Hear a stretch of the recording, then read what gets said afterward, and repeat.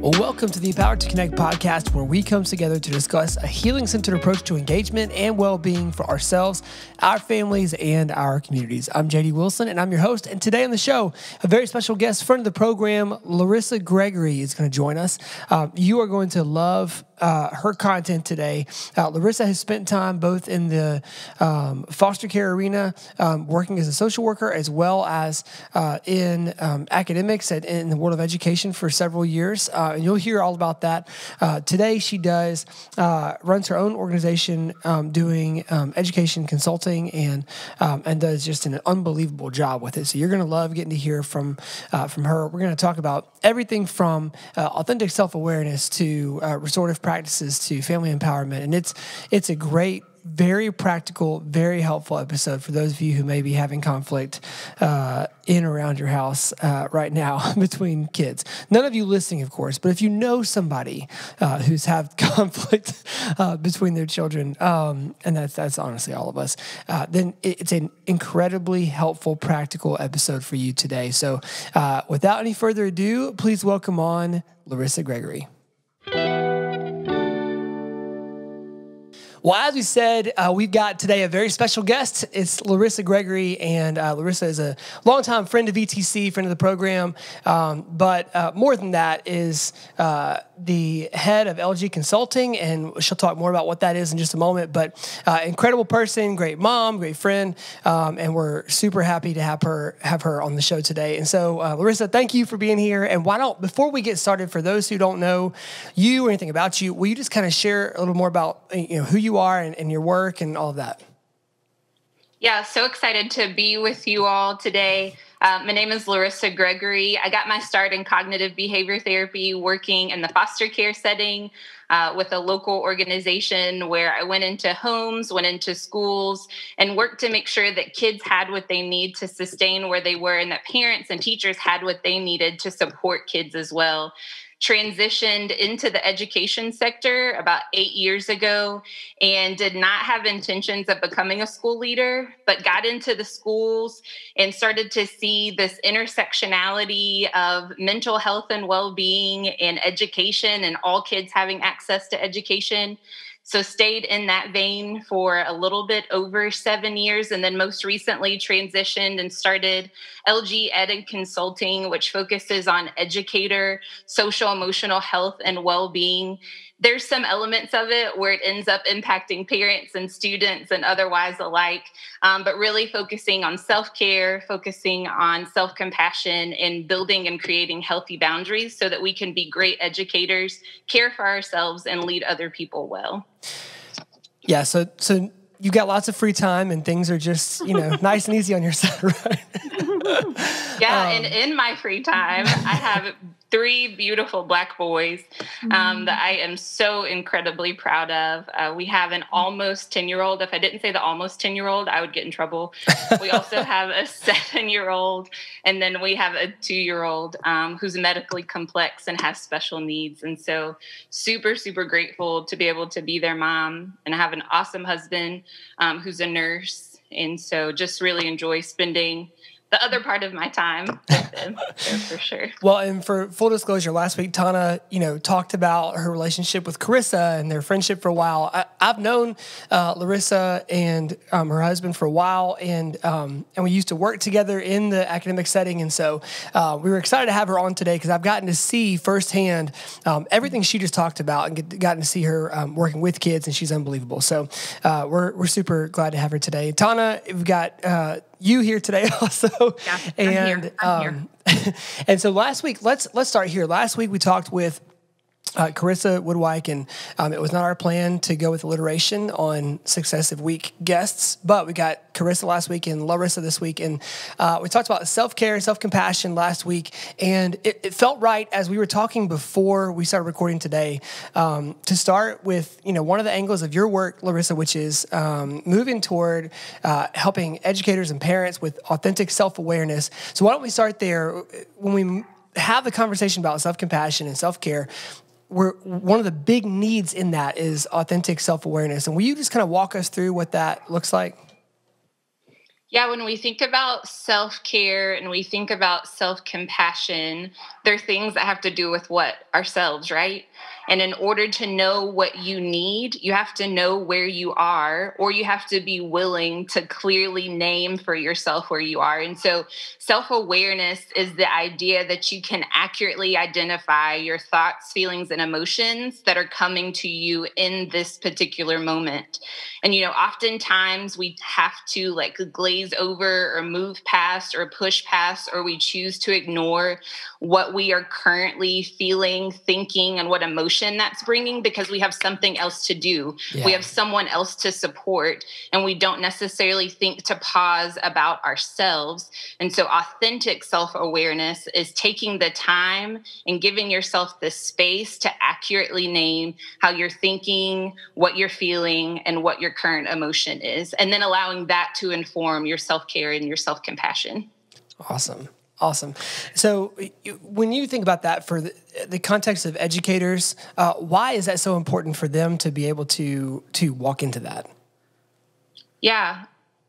Education is a service profession. Yeah. It's serving and supporting people and the needs of individuals, kids, families, parents, all day long. And you can only serve to a certain point. You can only support to a certain point from an empty cup. And you have to be able to make time and space to fill up your cup so that you can keep serving and supporting. And in education specifically, burnout and compassion fatigue is so high. And one of the reasons that it's high is because people don't pause for themselves. And so thinking about how can I pause for myself? How can I serve my needs first and or alongside as I'm serving other people as well? It can't always be the long pause, right? Like sometimes there really are things that have to get done and we don't have the time and space to just do us and then do other people. But if we're creating authentic self-awareness for those that we're supporting, we can kind of dibble and dabble into the time that we're providing for them and also do it for ourselves in that very moment. I would be curious, like, can you kind of give us a super practical example of what that might look like? So maybe even from an educator perspective and maybe just as a mom. So in a situation, something's going on, maybe we have feelings. I don't know. Can you just kind of walk us through a scenario? Yeah. I'll start with the education scenario. So 2 students, and they've gotten into it. They're pretty upset. And I, as their teacher or as the educator, have also had a really hard morning. And so all of our thoughts, feelings, and emotions coming together is going to be really hard. And so I'm going to say to them, hey, you know what? Let's take a pause for just a moment. How are you feeling in this moment? And as you're asking yourself that, I'm going to ask myself too, because I may not be in a space where I'm ready to talk with you all yet. And so giving them some words of saying, you know what, Miss Gregory is feeling a little frustrated. My hands are kind of sweaty right now, and I can feel my heart beating really fast. How are you feeling? What are you feeling? And just giving a moment for us all to pause to authentically identify our thoughts, feelings, and emotions in that moment. A parenting example can be having a set schedule, right? Having the structured time that you expect and you want your kids to engage with. And there's a particular time that something is supposed to be happening so that you can go and do something as a parent, right? We've all experienced that. But what's on the schedule isn't happening. You have something that you need to do, but not everybody's participating. And so what does it look like? What does it sound like to say, you know what, boys? And this is actually something that I have said as recently as today. This is not what's supposed to be going down right now. And it's making me feel a little rushed. Is there something that I don't see, something that I'm not understanding of how you all feel right now about what's going on with the schedule? And so just making those pauses, taking those moments to name that authentically so that we can all openly share in our thoughts, our feelings, and our emotions. I hope those were helpful examples. Yeah, I do. I love it how in each one of those, I don't know if you would fall into this trap, but I think sometimes I'm so wondering about what's going on with the kids in my care, whether that's, in a classroom setting or in my home or kids I've got over or just kids in general, teenagers as well, that I'm not always modeling for them by speaking my own truth out loud on how we can get to the other side of this moment. It's more often than I wish focused on what I need to figure out what's going on with them. And I'm sure if I deconstructed that and thought about it, it's still because I'm trying to fix the situation or change the behavior or get my own needs met in some kind of way. And so I love how both of those examples you framed basically modeling for them what it looks like to do that for ourselves. So I think that's so helpful. It's a good reminder. Absolutely. Well, I think one of the things that I immediately harken back to is watching you do this, Larissa, firsthand a lot with students. And we worked in a setting where from time to time, kids would get excited about conflict together and where, teachers, administrators had to step in. And it was fascinating to watch those who were mindful stepping in versus those who came in and matched emotion and just came in, just fever pitch. And the mindful teachers always won out. Like conflict was resolved, kids were settled, kids were, went from dysregulation to regulation, there was resolution. And a lot of that came from, beyond the self-awareness for you, it came from this belief in kind of restorative practices within schools and homes and all of that. Where does that come from? And how are you first introduced to that model of discipline within schools and maybe within your home as well? Mm-hmm. So restorative practices is something that I came in contact with before I came to education. And when you're working with kids and you're trying to maintain a placement or you're trying to support a family or you're trying to support a school so that a child can stay where they are, you have to be able to restore them to something or connect them to something so they feel that they belong to something. Belonging is something that we all want. Yeah. And so when I transitioned into the education sector and I started to see like what the discipline policies were, when I started to see the punitive nature of interactions, the provoking nature of interactions, I was like, you know what? There's some things that come from the mental health field that would be really helpful if teachers, if students, if families really understood the power of being restored to something, the power of belonging to something and not being pushed out when you really are on a developmentally that's not what I want to say, like on a foundational level, like you want to be connected to something. Yeah. And that's what restorative practices does. It connects you to something. Now, restorative questions is 5 solid questions that you can use with a child. You can use it with a peer, a colleague, but they do not work if you do not practice your tone, your volume, and your cadence. Those are the 3 key pillars when using restorative questions. Because we can ask a question right now, like, hey, how are you doing? Or we could say like, hey, how are you doing? Like tone makes a huge difference in that. Volume makes a big difference. And the cadence, the rhythm that we carry our voice with people, it makes a huge, huge difference. Do you mind walking us through those questions? Those 5 restorative questions, like what are those when you're share those with us if you don't mind.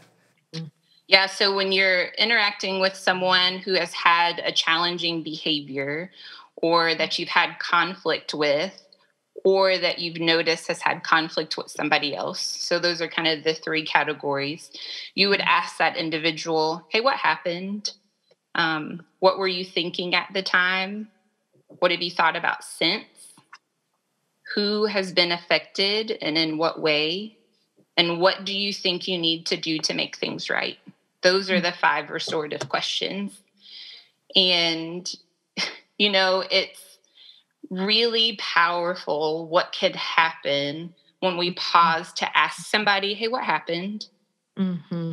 Mm-hmm. To open up space for voice, to open up space to be seen and heard, to open up space for that individual's perspective to be known and appreciated and valued. That one simple question may be all that needs to be asked. Yeah. You can go to the next question if you need to, but sometimes just that one question can change everything.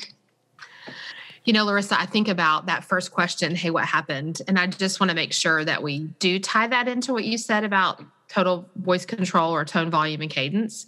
Because think about the different ways that can sound to a kid. Hey, what happened? What happened here? That is one way. And I come in like that sometimes if I'm just not paying attention, right? Right. What happened? Versus, hey, what, can you tell me what happened here? Like with a curious tone, a supportive tone, a slower cadence, soft, like welcoming, warm versus like assertive. So I so appreciate the fact that you're like, just make sure how we're coming at them. It's almost, if we hark back to a couple of episodes ago, when we had Robin on and we started this conversation about co-regulation. Yeah. In that moment, when we first come to them to restore, we have like some choices to make, right? We can either continue the dysregulation of whatever's happening in that moment, or even through the practice of our presence, our authentic self-awareness and our mindfulness of ourselves, through this restorative practice, we can co-regulate them. And it is so tied to our tone, volume, and cadence. We have, at our work with ETC, sometimes we will encourage parents, this is hard, y'all, to record yourself talking and like hear, and not in like a shaming way. I'm not here to like shame people. I'm just like saying what Tana needs to do sometimes, like hear myself talk or talk in the mirror. Like, how can we wake up to ourselves? How can we hear ourselves talk and think about, is this supportive? Is this helpful? Or maybe, is this adding to the chaos or dysregulation that a kiddo might be feeling? Do you have some thoughts about that, Larissa? Yeah, I think one of the biggest ways, and I love the examples that you just gave, also watching the reaction of who we're talking to. Yeah. Yeah. Is it provoking the situation, or is it beginning to de-escalate the situation? Yeah. Because we can actually walk into one of these conversations using restorative questions and say what happened in all of the right ways. And it still doesn't do anything. Yes. I remember working with teachers and they're like, I asked the questions and nothing happened. And I said them in a really nice tone and I'm just not bought in. Yeah. That it wasn't the right question in that moment. And so going to the next question or, hey, what happened? Well, wait, I can see that you're not ready to talk about that. Can I tell you from my perspective what I think happened? And so you may have to kind of play with those questions a little bit, or you may have to go into, what were you thinking at the time? And if you see a kid's face or if you see a colleague's shoulders drop and you can see that there's some buy-in to that particular question, then rolling with that question.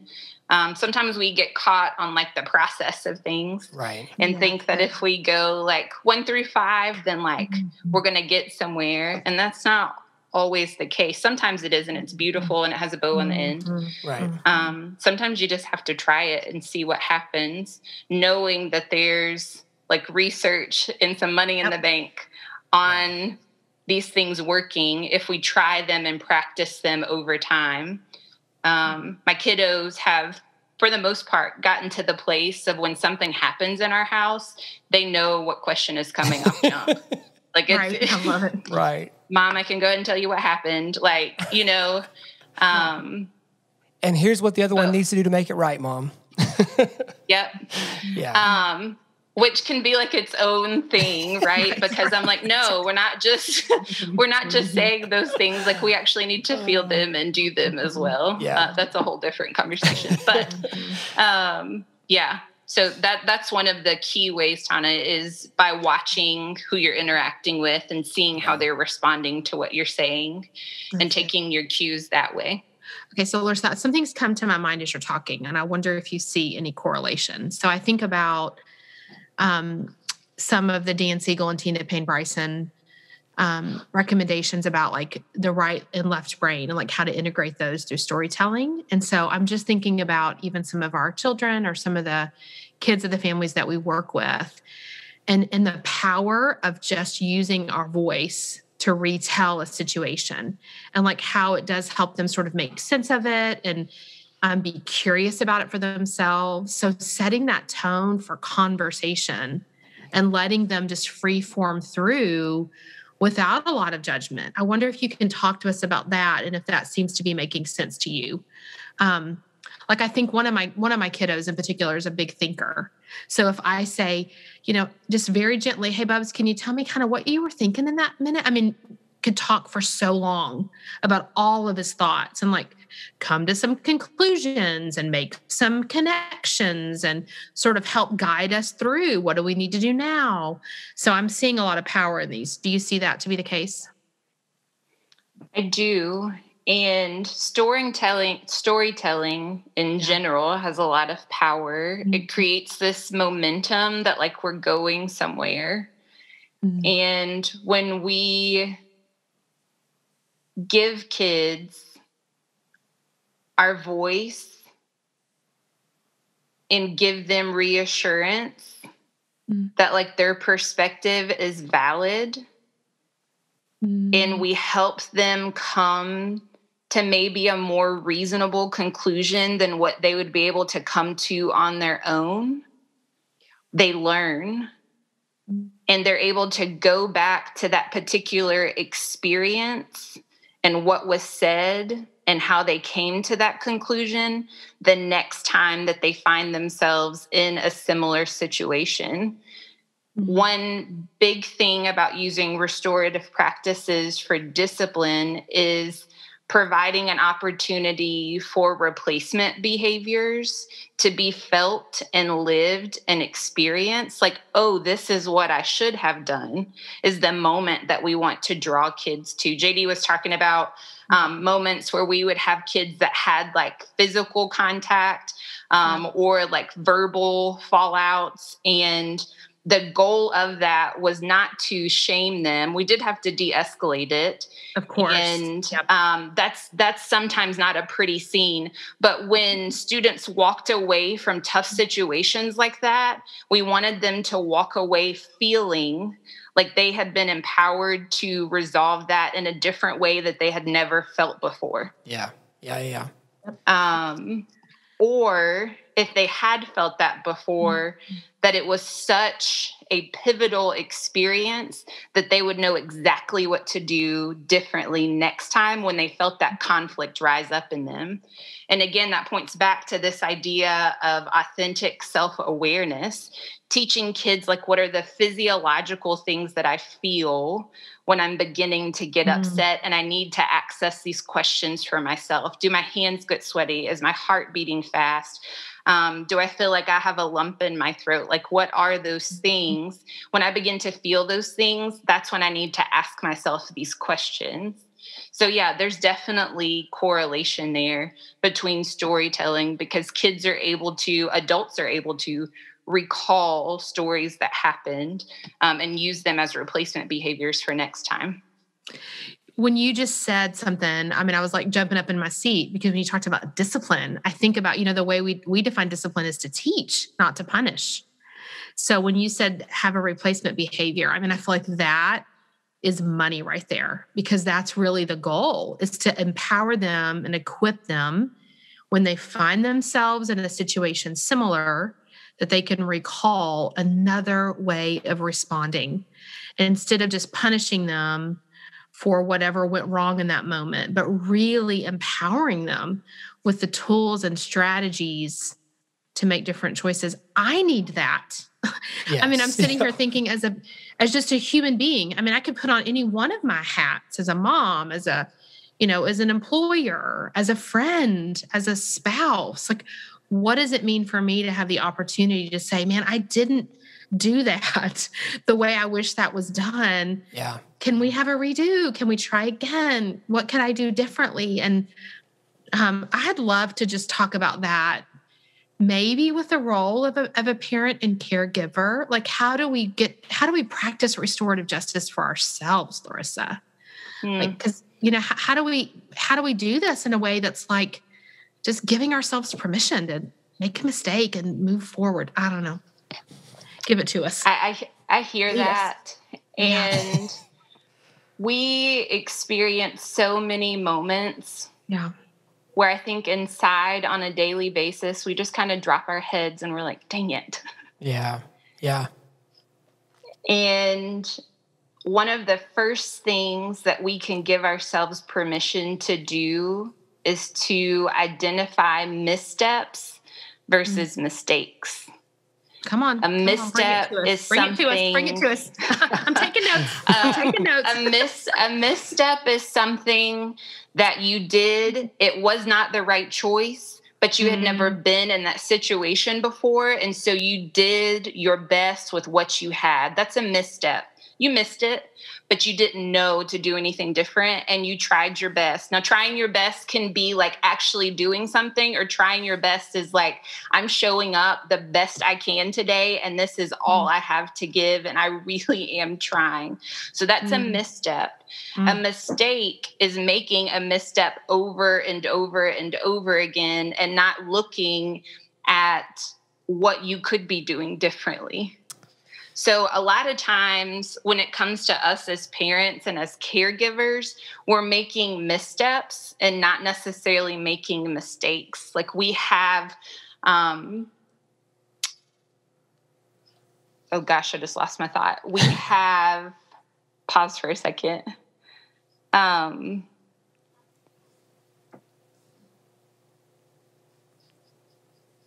We have the heart behind what we want to accomplish. We just didn't know how to get there in that moment. And so when we're thinking back through that moment, using the restorative questions and being like, what happened?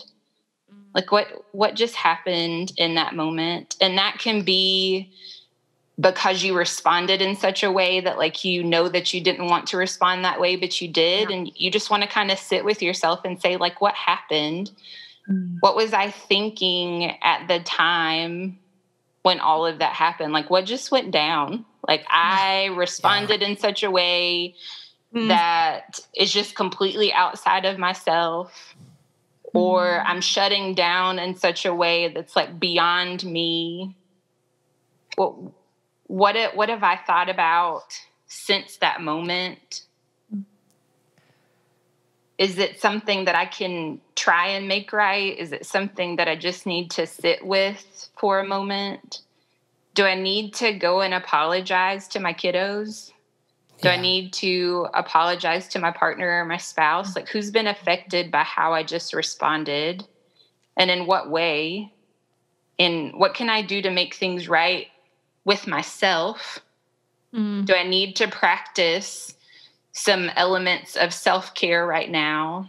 Do I need to practice some elements of self-love and self-compassion? And when we think about turning it inward to make it right with ourselves first, we're able to think through those 5 specific types of self-care to help restore ourselves to ourselves so that we can get back to who we know that we are. So thinking, do I need something physically right now? Do I need something mentally? Do I need something to support myself emotionally? Do I need some social self-care? Or do I need some spiritual self-care? Those are the ways that we're able to restore ourselves back to ourselves. And that's that authentic self-awareness, is being able to take that time, make that space to make things right with yourself, and then thinking about, okay, like what do I need to do? Yeah.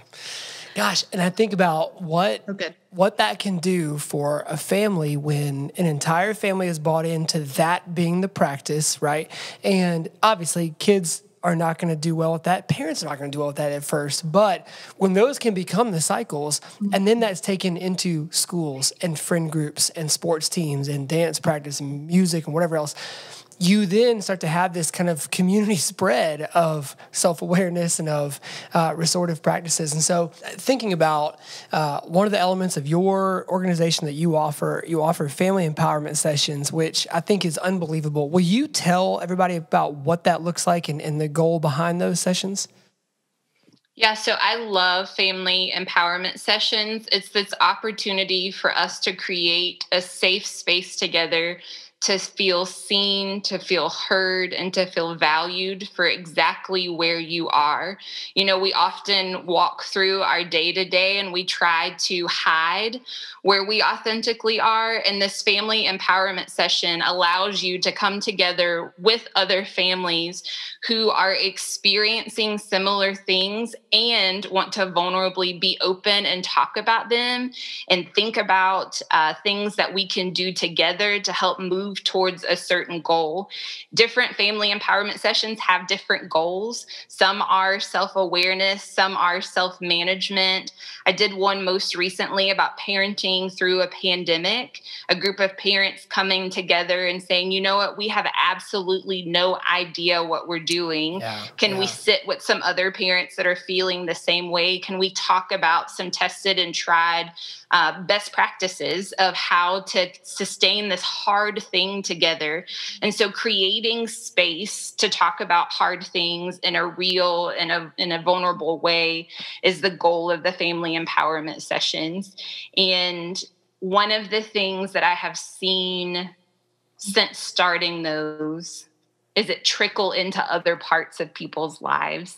They may show up as a father, they may show up as a mother or as a child. I love seeing kids like sitting in the laps of their parents and joining in for one of these sessions. But then they go to work the next day and they're able to interact with a colleague in a different way. Or they're interacting at a checkout line and they engage with somebody in a more authentic way versus that, hey, how are you doing? Hey, how are you doing? Oh, I'm doing great. I'm doing great. And they may say, hey, how are you doing? Like, how are you feeling right now? It must be really hard to be working, you know, this cash register during a pandemic. And really listening, you know, versus just like moving really quickly. So seeing it spill into other areas of people's lives has been really powerful, and just really enjoy that safe space and that. I love that. That is, I think that's incredible. And that's, I think a lot of the heart behind why ETC mattered so much to us was being in the room with other people, just collectively admitting, saying, we do not have it together. We're losing it as parents. And then looking around the other room and you just see everyone at the same time have a collective like, oh yeah, me too. It's a really powerful experience. And it does change the way that you interact with other people outside of those moments. And so I love that you're getting to do that.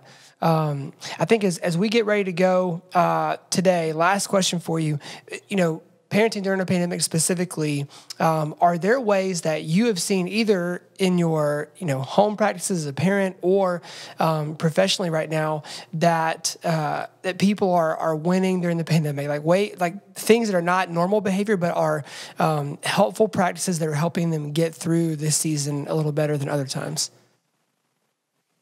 Checking yourself and reevaluating on a daily basis of what your capacity is for that day and what your kid's capacity is for that day. We're all capable of a ton. Yeah. Like before the pandemic, on Monday, I was capable of more than I am today. But my capacity is different and it's changed, and it really pushes you to be kind to yourself when you can acknowledge your capacity. So the people that I see thriving and surviving at the same time are checking their capacity on a daily basis and making plans according to that. You know, looking at your schedule differently when you don't have a ton of patience because your capacity is different that day. Making decisions that make sense and that support that self-awareness, that authentic self-awareness. And being okay with that. Those are the people that are thriving and surviving right now. And I would encourage all of us to do that. Yeah, that's so helpful. I love that takeaway. I was thinking the other day, I think I've used the word capacity more in the last year than maybe my entire life combined. And I think it's because there is this sort of authentic self-awareness that our capacities are different. And so I appreciate you sort of marking that. I hadn't really realized I was doing it until last week. And I surely didn't frame it this way. So I love the permission to just be kind to myself if I'm like, oh, today's capacity is quite low. There's hope for tomorrow. Let's just be honest about today. So thank you for that, Larissa. I'm going to take that with me. I really appreciate that. It's really freeing. I think I've had to back into that realization. I mean, y'all know I am much more gas pedal than I am brake, and there's so many times during this past year where I've sat down after a parenting loss and just gone, what just happened? And it was that. It was not evaluating on the front end, like where are everybody's levels at? Like how much can we all handle right now? Is this going to be too much? Is this a great intention and wrong timing? And so that has been something that I've now, after a few painful mistakes, learned to kind of integrate into our daily practices. I think Larissa gave you permission to call that a misstep. Is that what I heard earlier? I think that was a misstep. Yes, that is a misstep. I love that. Self-awareness amongst the team. I am claiming misstep. So, JD, that was a misstep per Larissa. So, did we just have a family empowerment session right here? Did that just happen? That's right. I think we're doing it right now. Happened. That just happened. And that's because I love you, JD. I love you, and that's why I'm going to let you call that a misstep. Oh, I appreciate that. Is that right, Larissa? Go ahead. Yeah. Yeah. Well, just another thought that has been coming to me a lot recently is just this idea that sometimes we create chaos in the name of productivity. Gosh, yes. And it's just not necessary. Oh, come on. That's the truth. It's just not. And we have this grand idea of what something's supposed to look like and sound like for ourselves or for our kids or for a colleague or for a work project. And we burn to make it look that way. And all of the chaos was not worth the product. Yeah. Or the product really didn't matter that much. Yeah. But we're burned out and we're stressed on the other side of it. And so I think another group of people that are thriving and surviving right now are people that are giving up chaos for the sake of productivity. Man. Yeah. Man. Yeah. Well, I think that's what we need to leave it today, because I need to walk away and think about that right now. Yep, same. Larissa, thank you so much for joining us. This has been so awesome. Will you tell people where they can find your consulting work, and we'll link it in the show notes? Yeah, so lgedconsulting.com, or you can find me on Instagram at lgedconsulting. Awesome. Well, thanks so much. Larissa. What a delight. I appreciate it.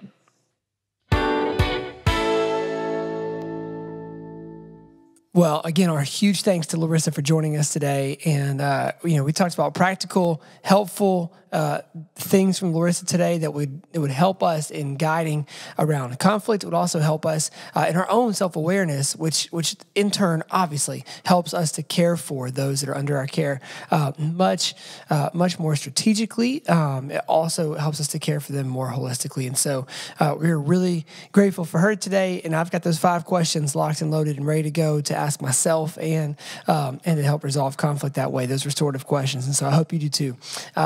Little programming note, next week we've got a set of special guests for you and another big announcement. So coming up in April is the Show Hope, Hope for the Journey Conference, previously known as the Empowered to Connect Conference. So we're going to talk a lot about that with the founders of Show Hope, Stephen Curtis and Mary Beth Chapman. And so they're going to join us next week on the show, and you will not want to miss the interview with them.